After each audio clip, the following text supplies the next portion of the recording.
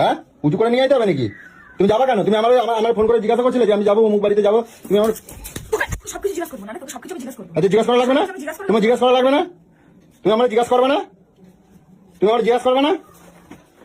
আমি তাহলে কি পাগলের মতন বাড়িতে এসে দাঁড়া থাকবো? সব দরকারটা যদি তুই মিটিয়ে দিস তাহলে তো লোকের কাছে আমাকে যেতে হয় না। কি দরকার গেছিলে শুনি, বলো কও কও দেখি তোমার কি দরকার?